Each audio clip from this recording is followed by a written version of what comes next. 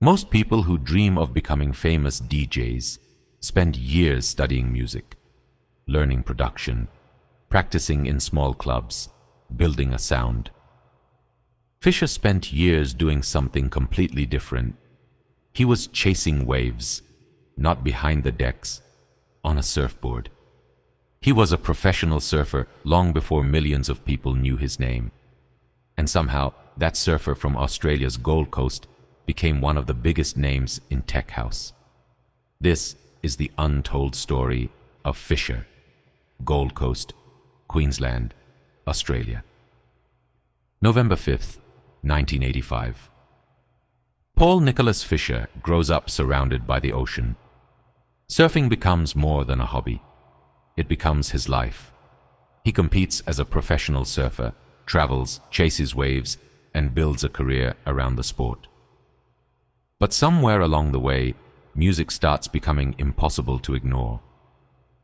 On the surfing circuit, there are parties, beach events, house music, DJs playing late into the night, and Fisher starts paying attention, not just to the music, but to the energy.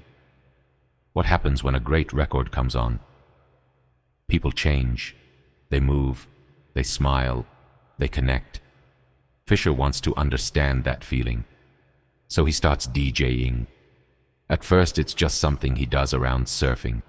He plays parties, he experiments, he learns, and eventually he starts making music too. One of the most important people in that journey is another surfer, Lee Seds Sedley. The two become friends through surfing and discover they share the same obsession with house music. Together they create a DJ project called Cut Snake. The name is wild. The music is even wilder. They play surf parties, beach events, clubs, and eventually festivals.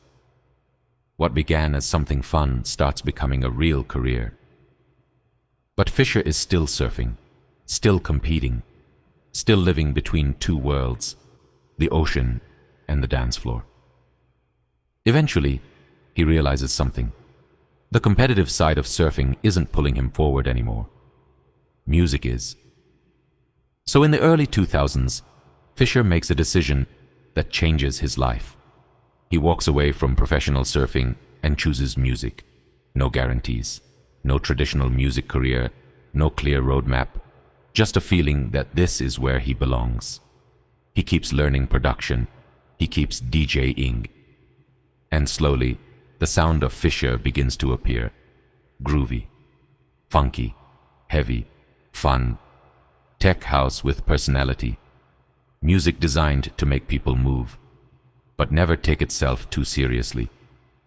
And that personality becomes one of Fisher's greatest strengths. Because behind the decks, he doesn't look like someone working. He looks like someone having the time of his life. And the crowd notices. In 2017, Fisher officially launches his solo career. He releases Yeah Kidding, then Stop It, then Yeah Didn't. The tracks begin building momentum, but the real explosion is still coming. 2018. Fisher releases a track called Losing It.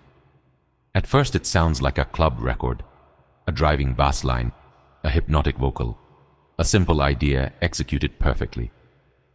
But then something unexpected happens. DJs start playing it everywhere, clubs, festivals, Ibiza. Fisher had already tested it at Coachella in 2017. The crowd reaction was huge, so the record keeps spreading.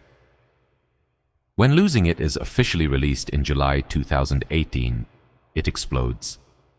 The track reaches #1 on the Australian Club Tracks chart and #1 on the US Dance Club Songs chart. It reaches #2 on Triple J's Hottest 100 of 2018.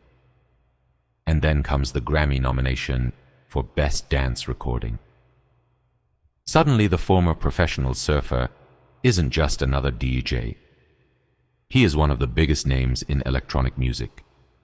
People everywhere are asking the same question: who is Fisher? And the answer is a guy who spent years surfing and somehow turned that energy into music But losing it wasn't a fluke. Fisher keeps moving. He launches his own label, Catch and Release. He releases more music. He builds his own sound. In 2018, he follows Losing It with Crowd Control. Then comes You Little Beauty in 2019, another massive club record. Another reminder that Fisher isn't disappearing after one hit. He is building a career. His performances become just as important as his music. Fisher doesn't stand behind the decks and simply press play.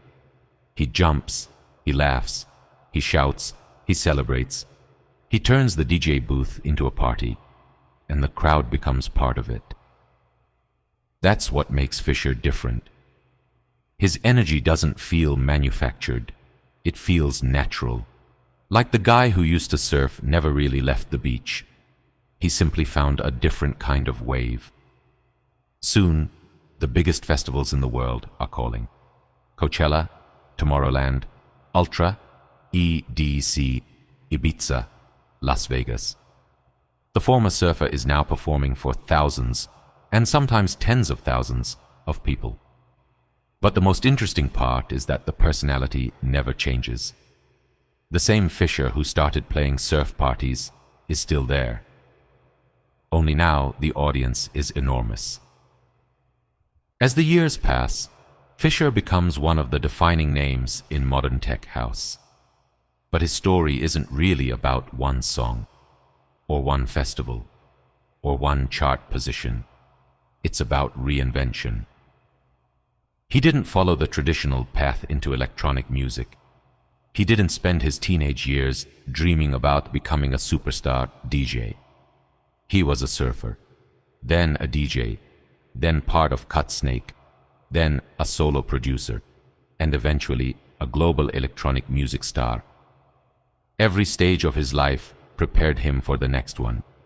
Surfing taught him discipline. Competition taught him how to handle pressure. Travel taught him how to adapt. And the surf community taught him something else, how powerful a shared experience can be. That same energy eventually became the foundation of his music. Fisher doesn't make music that asks you to sit still.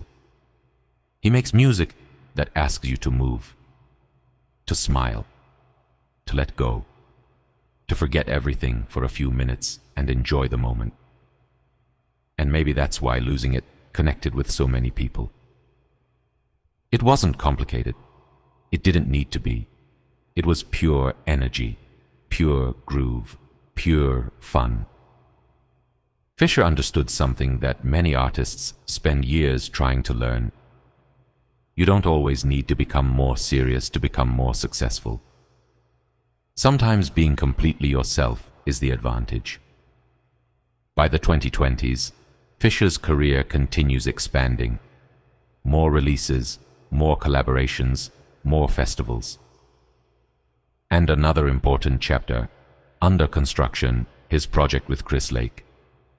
2 artists, one enormous amount of energy. Another reminder that Fisher has never been afraid to have fun with music. He continues releasing records including Atmosphere with Keita Alexander and Take It Off with Arctic. The sound keeps evolving, but the personality stays the same. And that's probably the biggest reason Fisher has lasted. He didn't build his career around pretending to be someone else. He built it around being Fisher, the surfer, the DJ, the producer. The guy who seems to be having more fun than anyone else in the room. And maybe that's the real lesson.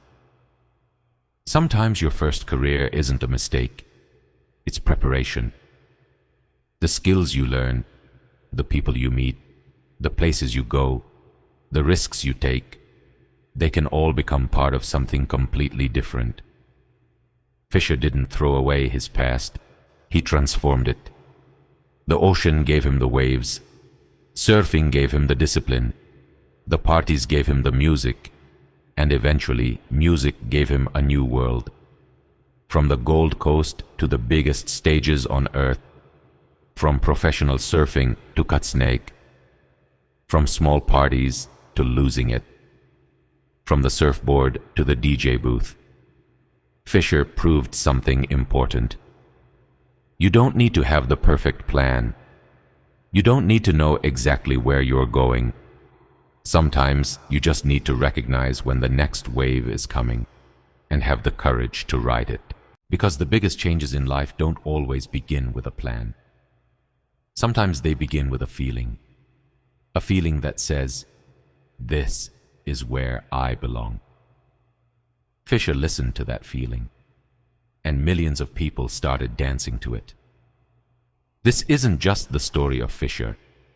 It's the story of a surfer who found a new kind of wave and rode it all the way to the top. The ocean gave him the first wave. Music gave him the second, and he never looked back. This is Fisher, and the wave is still going.